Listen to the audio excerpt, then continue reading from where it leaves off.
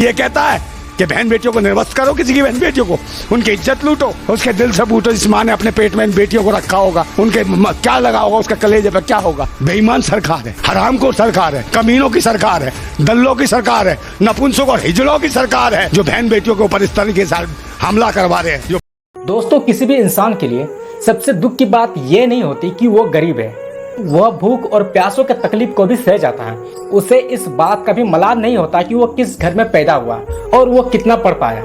जी हाँ, मगर दुनिया में कोई भी इंसान ये नहीं सह सकता कि कोई उसकी इज्जत तार तार कर दे, हजारों के सामने उसकी आबरू को लूट ली जाए, कोई उसकी आत्मा और शरीर को शर्मसार कर दे। हालात चाहे कैसी भी हो, तकलीफ चाहे कितनी भी बड़ी क्यों ना हो, मगर गरीब से गरीब आदमी कभी अपनी इज्जत का समझौता नहीं करता। मगर इसी समाज में जब दो औरतों को हजारों के भीड़ के सामने जब कपड़े उतारकर घुमाया जाता है, उन्हें जबरदस्ती की जाती है, उनकी इज्जत लूटी जाती है और वो हजारों की भीड़ों के सामने लोगों से हाथ जोड़कर अपील करती रहती है कि मुझे छोड़ दो, मुझे छोड़ दो, पर अफसोस कि उसकी बातों को कोई नहीं सुना।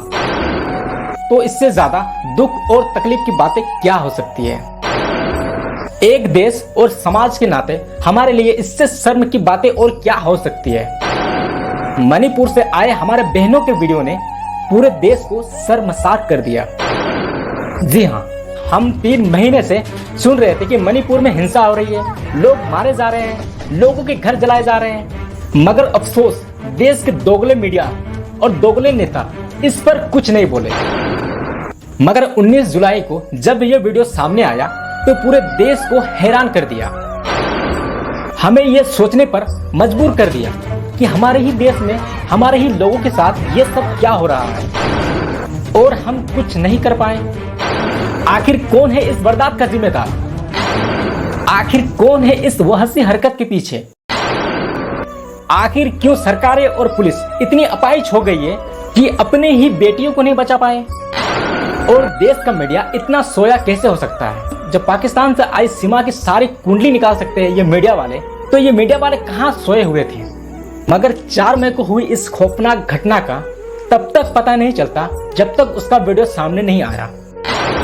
हमें शर्म आती है ऐसे कानून पर जो अपने बेटियों की इज्जत बचा नहीं पाती। हमें शर्म आती है ऐसे दल्ले मीडिया वालों से जो 2 महीनों से चुप थे। हमें शर्म आती है ऐसे प्राइम मिनिस्टर पर जो ये कहते हैं कि ये घटना शर्मसार करने वाली है।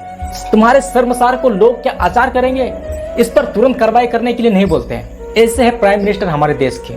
हमारे प्रधानमंत्री ये कहते हैं हम इस घटना पर शर्मसार हैं, लेकिन ये 2 महीने से आखिर कहां थे? 2 महीने से इस बारे में क्यों नहीं बोले? क्यों अभी बोल रहे कि हम शर्मसार हैं? इसलिए कि ये वीडियो वायरल होगी, लोगों को इसके बारे में पता चल गया। इसीलिए जब आज लोगों को पता चली इस घटना के बारे में, तब जाके प्राइम मिनिस्टर कह रहे हैं कि हम इस घटना पर शर्मसार हैं। तुम्हारे शर्मसार को बेटियां क्या आचार बनाएगी? तब तक 2 महीने से कहां थे आप? 2 महीने से इसके बारे में आप क्यों नहीं आवाज उठाए? 2 महीने से आप कहां थे? उन दरिंदों को क्यों सजा नहीं दिए? क्यों चुप बैठे थे? आखिर वजह क्या थी? मणिपुर में ही आप ही की सरकार है, फिर भी आप कुछ नहीं कर पाए। आप देश के प्राइम मिनिस्टर हैं और आप खामोश हैं, और लोग चीख रहे हैं, लोगों के घर जलाए जा रहे हैं, लोगों के बेटियों के साथ इज्जत लूटी जा रही है, आप हाथ से हाथ धरे बैठे हुए हैं।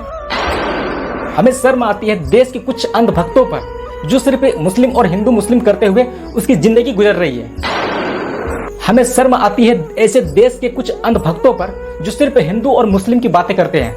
हिंदू मुस्लिम करते करते उसकी उम्र बीत रही है। ऐसे अंधभक्तों को थोड़ी बहुत तो शर्म करनी चाहिए।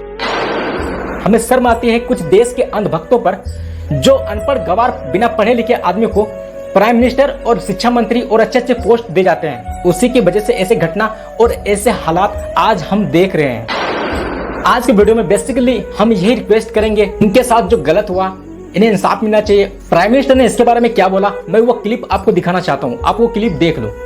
है क्रोध से भरा हुआ है। मणिपुर की जो घटना सामने आई है, किसी भी सभ्य समाज के लिए ये शर्मसार करने वाली घटना है। पाप करने वाले, गुनाह करने वाले कितने हैं, कौन है, वो अपनी जगह पे है, लेकिन बेइज्जती पूरे देश की हो रही है। 140 करोड़ देशवासियों को शर्मसार होना पड़ रहा है। मैं सभी मुख्यमंत्रियों से आग्रह करता हूं कि वे अपने राज्य में कानून व्यवस्था को और मजबूत करें, खास करके हमारी माताओं बहनों की रक्षा के लिए कठोर से कठोर कदम उठाएं। अच्छी लगे तो वीडियो को लाइक नहीं करना होगा, चैनल को भी सब्सक्राइब नहीं करना होगा, बट इतना जरूर कर देना कि वीडियो को शेयर कर दो। बस इतना ही चाहता हूं मैं, और आज के लिए बस इतना ही। ऐसे अपडेट आपको हम देते रहेंगे। आज के लिए बस इतना ही, मिलते हैं नेक्स्ट वीडियो में। तब तक के लिए बाय, अपना ख्याल रखिए।